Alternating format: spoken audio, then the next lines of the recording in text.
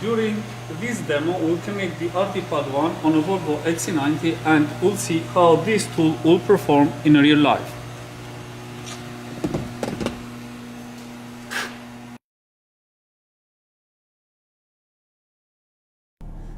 Hello, we'll start the diagnosis.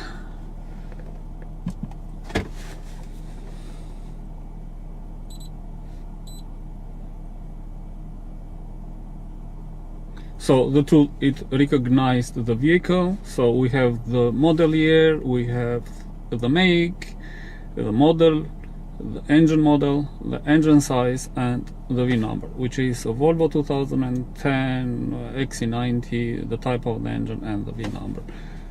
We'll proceed further.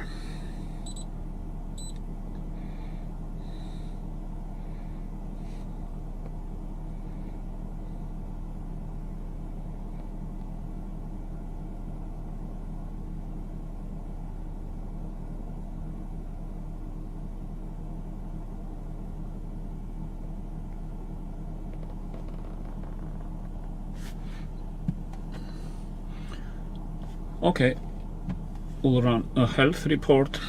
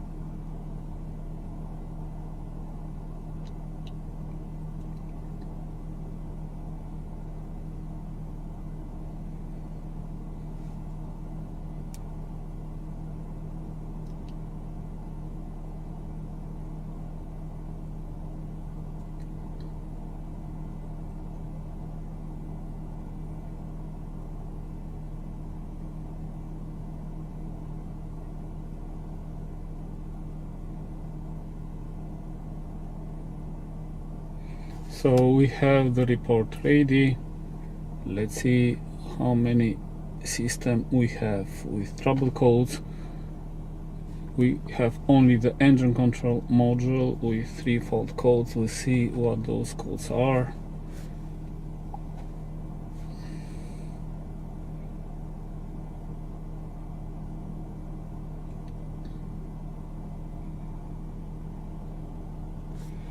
Okay, this is the type of the engine.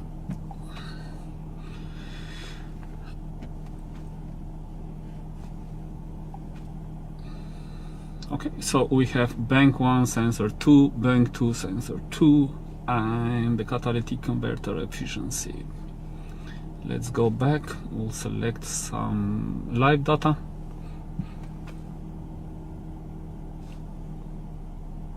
Let's see the oxygen sensors. So front oxygen sensor signal, bank 1, bank 2,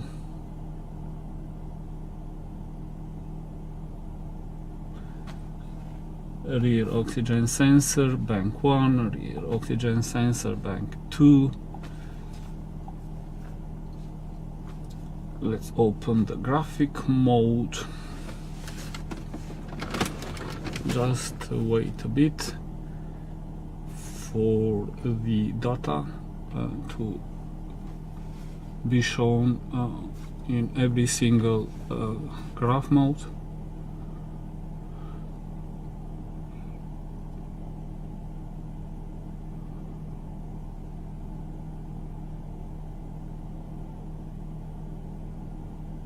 So as you see, the front oxygen sensors are performing more or less the same. So the graph mode, it's more or less the same, but we have a big difference on the rear oxygen sensors. So this is bank 1, this is bank 2.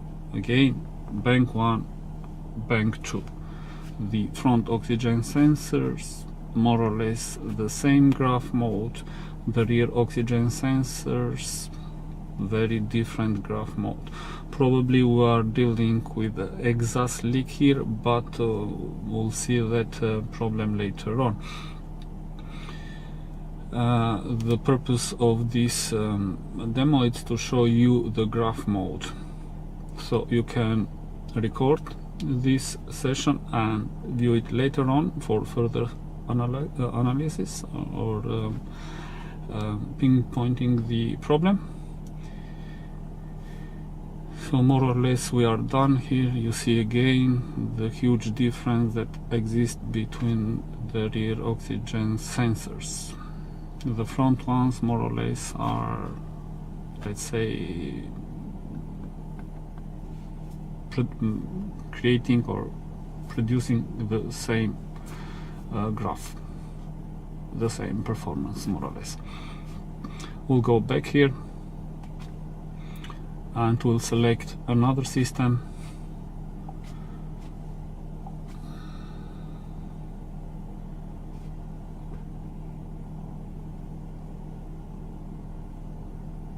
Let's see the transmission module. We know that we do not have any code on this system. We'll read some data. So engine speed, input speed, output speed. Okay. Okay, the engine speed, the input speed. Okay, so based on those two signals we can assume that the torque converter is working fine, because the turbine speed, it reaches around 90% of the impeller speed. So we are okay here. Let's go back. Let's see what kind of special functions we have here. So reset the adaptation, resetting the counter of transmission oil change. Very useful functions. So you have to perform both of those functions after changing an element, including the transmission fluid on a gearbox.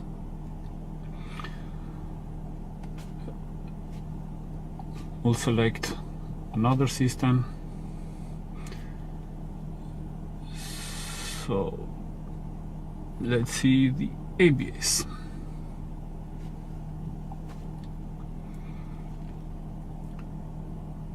Let's see special function, checking the brake light switch adjustment.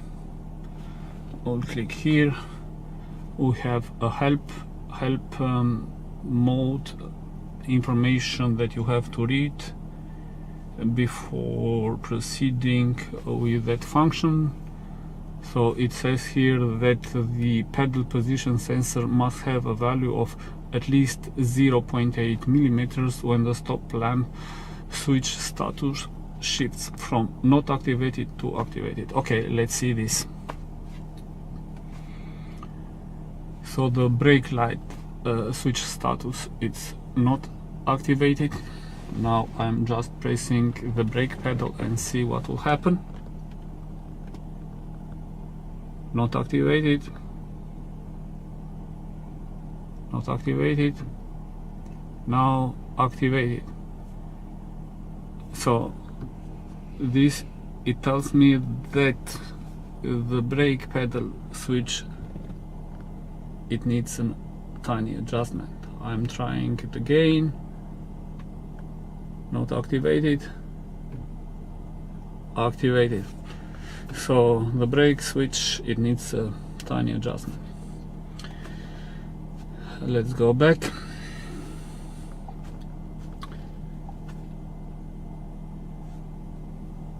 Let's select another module. Oh, steering angle sensor module. Let's see what data we have here. So I'm selecting all of them.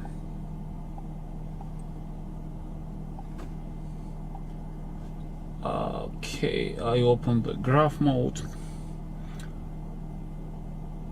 So we have the steering wheel angle,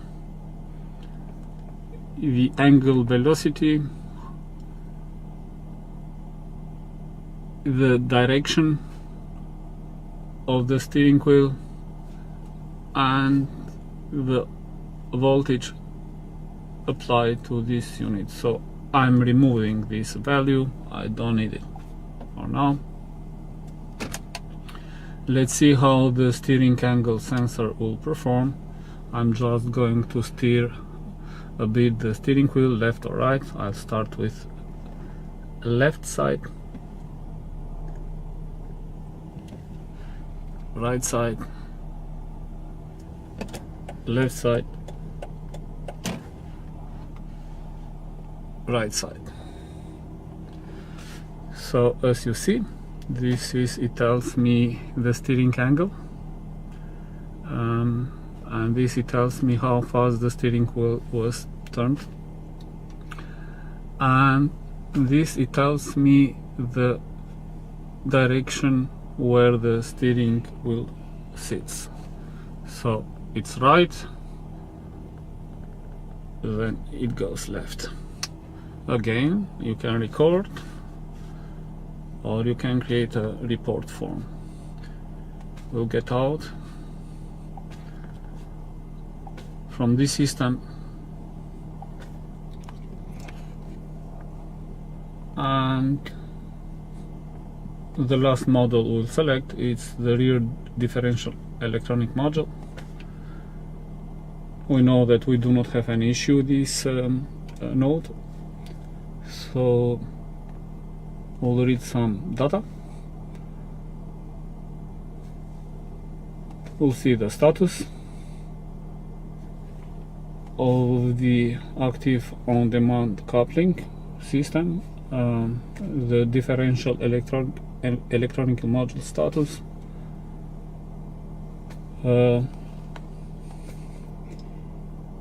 let's see what we'll see here. So the active on-demand coupling status, it's okay, no normal operation. Differential electronic module status, it's okay. The pump current is 0 because we are not driving the vehicle, but let's wait for a few moments to see if the pump will kick in.